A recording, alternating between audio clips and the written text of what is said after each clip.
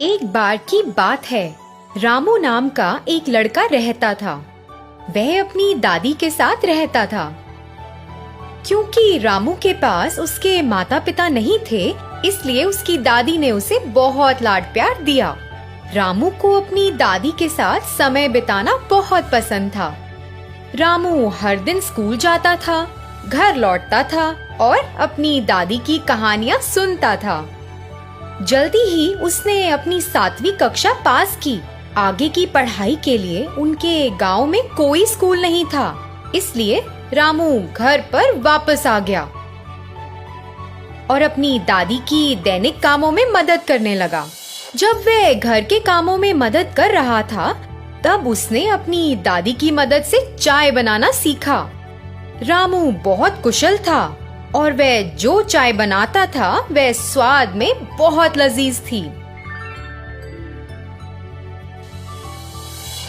हर बार जब वह अपनी चाय का स्वाद लेती थी, तो उसकी दादी उसकी तारीफ करती थी। रामू हमेशा मेहमानों और अपने दोस्तों को चाय परोसता था।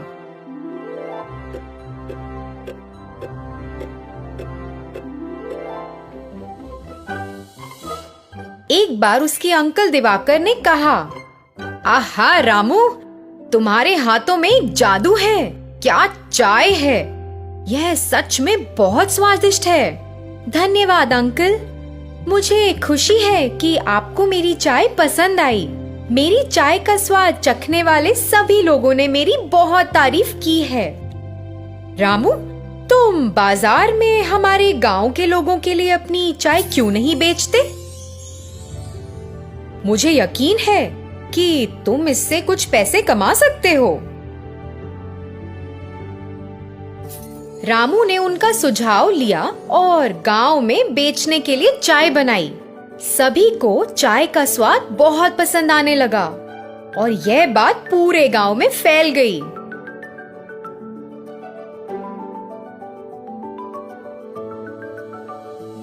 आहा, वाह, क्या चाय है! ग्राम प्रधान ने रामू के इस हुनर के बारे में सुना और उन्होंने रामू को मिलने के लिए कहा। रामू, तुम्हारे हाथों में एक जादू है। तुम्हारी चाय कमाल की है। जी शुक्रिया। मुझे बहुत खुशी है कि आपको मेरी चाय पसंद आई।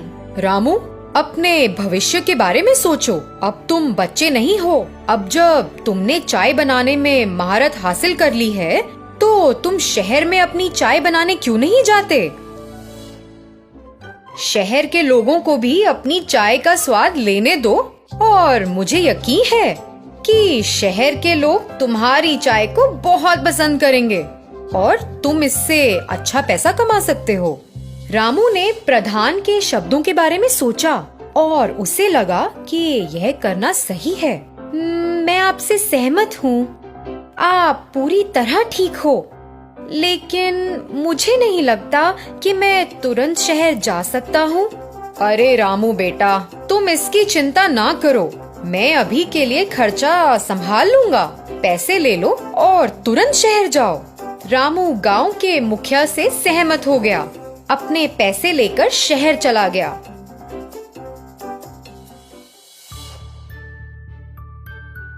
उसने चाय की थड़ी में एक व्यक्ति से संपर्क किया और उससे एक रोजगार मांगा। मालिक ने उसे अपनी दुकान में काम करने का मौका दिया।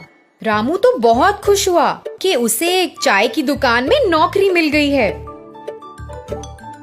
लेकिन रामू को वहाँ चाय बनाने का तरीका पसंद नहीं आया। दूध के बजाय वे दूध पाउडर का उपयोग करते थे।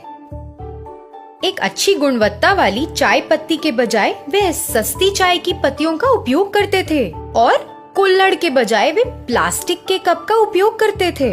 इतना ही नहीं, वे एक विशेष चाय बेचने का दावा करते थे। रामू इसे देखकर एक पल भी वहाँ नहीं रुकना चाहता था और अपने गांव वापस जाना चाहता था। उस घटना के बाद रामू चाय की दुकान के मालिक को देखने गया। सर, मैं यहाँ काम नहीं कर सकता। मैं ये नौकरी छोड़ना चाहता हूँ। क्या? तुम्हें तो यहाँ एक भी दिन नहीं हुआ। और तुम छोड़ना चाहते हो? कम से कम मुझे एक कारण तो बताओ कि तुम क्यों छोड़ना चाहते हो। मुझे यह चाय बनाने का तरीका पसंद नहीं है। चाय बनाने के लिए आप जिस दूध का इस्तेमाल करते हैं वह मिलावट है। अच्छा, फिर चाय कैसे बनाई जाती है? हमारे पास रोजाना 20 नियमित ग्राहक आते हैं। क्या वे हमारे चाय के स्वाद को पसंद किए बिना ही रोज आते हैं? अगर हम असली दूध के साथ गुणवत्ता वाली चाय बनाते हैं तो सिर्फ 20 नियमित ग्राहक क्यों? मुझे यकीन है कि हम पूरे शहर को अपनी चाय की दुकान पर रोज पा सकते हैं। मेरे गांव में मेरे द्वारा बनाई गई चाय का स्वाद सभी को पसंद है। ओह, सच में? क्या इतनी कमाल है? ठीक है, फिर आइए देखें आप चाय कैसे बनाते हैं। मालिक रामू को रसोई में ले गया और रामू को यह दिखाने के लिए कहा कि वह चाय कैसे बनाता है।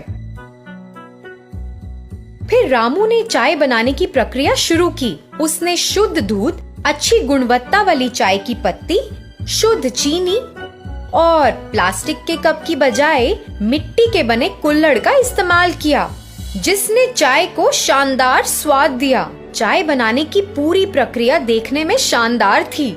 मालिक और अन्य लोग जो इस प्रक्रिया को देख रहे थे वे हैरान थे और रामू की चाय बनाने की प्रक्रिया को देखते रहे। उसने चाय तैयार की और वहाँ के लोगों को परोसा।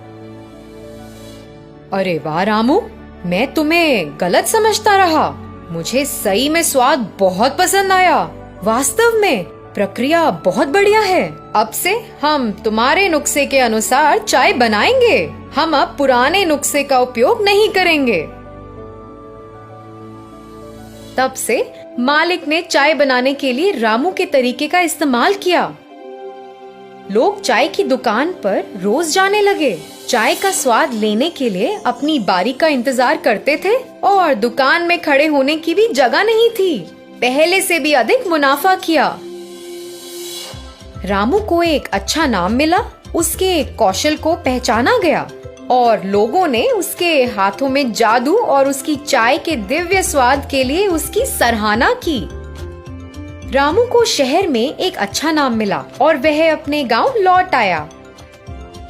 उसकी दादी को उस पर बहुत गर्व था और वे दोनों गांव के मुखिया को देखने गए और उनका आशीर्वाद लेने गए। रामू ने मुखिया से लिया पैसा वापस कर दिया। मुखिया को रामू पर बहुत गर्व था और उसकी कड़ी मेहनत के लिए उसकी सराहना की। रामू को ग्रामीणों के सामने सम्मानित किया गया और जमींदार ने उसकी सफलता की कहानी सभी ग्रामीणों को सुनाई। रामू ने गांव के कई युवा बेरोजगारों को प्रेरित किया। सभी ने रामू से प्रेरित होकर अपने लक्ष्य के प्रति मेहनत करना शुरू किया। किसी ने भी गांव में गरीबी या बेरोजगारी नहीं देखी।